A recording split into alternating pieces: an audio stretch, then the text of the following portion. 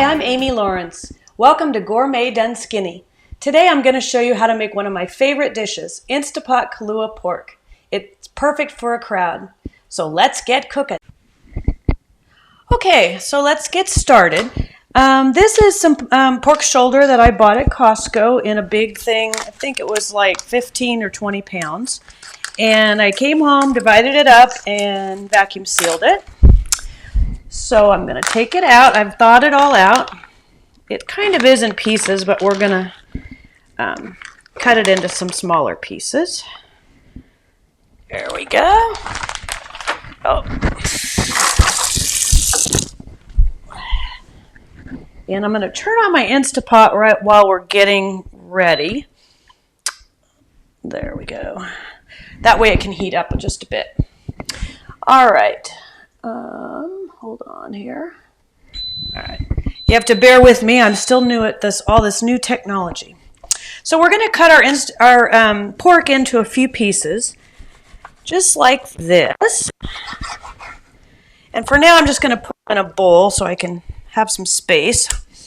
And then this big one, see how there's a lot of fat on there? We definitely don't need all that fat. So we're going to trim off some of this fat.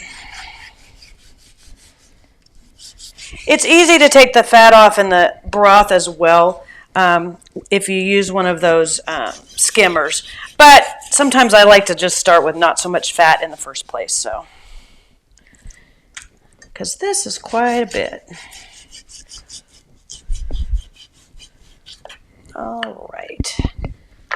And we'll cut this piece into a little bit smaller. All right, so now we have our pieces. Let's cut this off too. And we're going to salt it pretty good. This recipe is so easy. It really has hardly any ingredients. You really could just use salt and water and it still would taste great. I do like to add a little bit of garlic and some bacon bits and some liquid smoke, but really if you don't have it, you don't have to.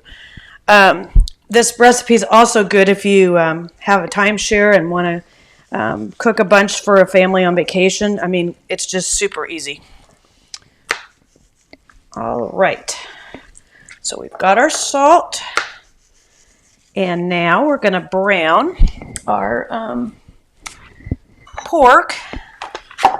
It's a little bit different doing this all live, so gotta bear with me just a bit today. All right, so I'm gonna move our Instant Pot in here. I have a couple of Instant Pots, but I have a 8-quart and I have a 6-quart. And today I'm using the 8-quart because I've got quite a bit of pork. If your pork is partially frozen, I don't recommend it. It's better if it's pretty much thawed out, but if it's partially frozen, then you may want to cook it for about 90 minutes on the high pressure. So we're going to put these little guys in here.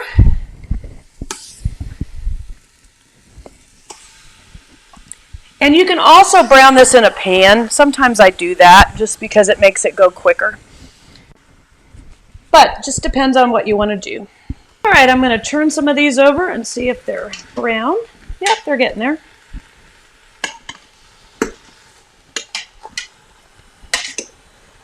Probably a few minutes on each side does the trick. It's just to kind of keep the moisture in. All right.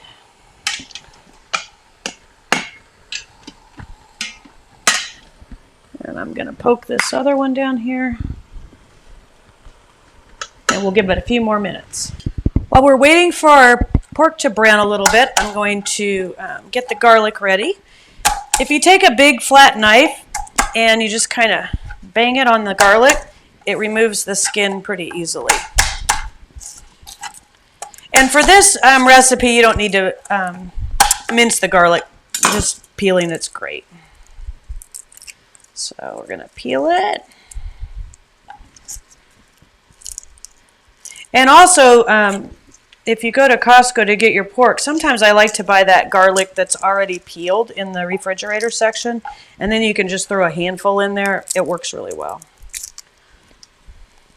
But today I'm using fresh garlic.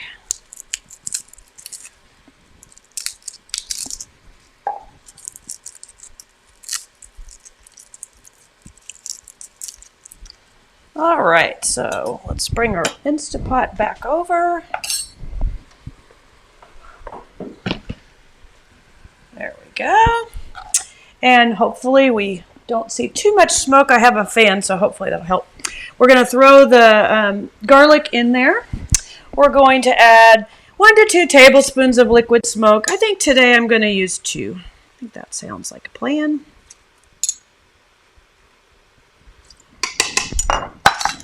And next we're going to add a handful of bacon bits. I buy the ones from Costco. You don't have to put them in there, but I just kind of like a little bit of bacon bits in there. And next we're going to add our half cup of water. And we're going to add our lid. And I have an old Instant Pot, so I want to set it to sealing. Some of the new ones you don't have to. And I'm going to pressure cook it on high for about, it depends on the pork. If you have quite a bit, then I would do 90 minutes, but 70 usually does pretty well. I've got quite a bit this time, so we're going to do 90 this time. All right, there we go. And we are all set, ready to go. And when this is finished, then I will come back. All right, our pork is done. I've let it natural release for about. Try to vent it just a little bit because I'm a little worried about my camera up there. So I'm going to put a towel over my computer, so in case we have any little accidents. And I'm going to release it. On the new ones, you just push a button, which is right here. But this is an old one, so you need to kind of use a hot pad. I'm going to turn it around this way, so hopefully it doesn't get in my camera. There we go. And I have a fan going up above as well. Now, normally when you release this, it's going to be a lot more force. A lot of people are scared, but it won't hurt you. Just be sure you use a hot pad or something so it doesn't burn you, because it could. The button's a little bit easier, but this is an old version, so. All right. So we're almost done. We'll wait till this finishes up. And you're going to love this pork. I wish you could smell it. That's the only thing. You can see it and you can hear the steam, but you can't smell it, unfortunately. Wouldn't that be nice if we had that kind of technology? And you wait, so as soon as the steam is finished, then the little red button will go down. And sometimes it'll take 3 or 4 minutes, depending on if you've got like a lot of chili or a lot of liquid in the pot that takes a while. It'll definitely take 5 minutes. Usually I do it and walk away. But I wanted you to see some of the steam today, so that's why I released a little bit and then I saved a little bit for you. So, all right, just about there. And then the little red button will drop down and we will take out our pork.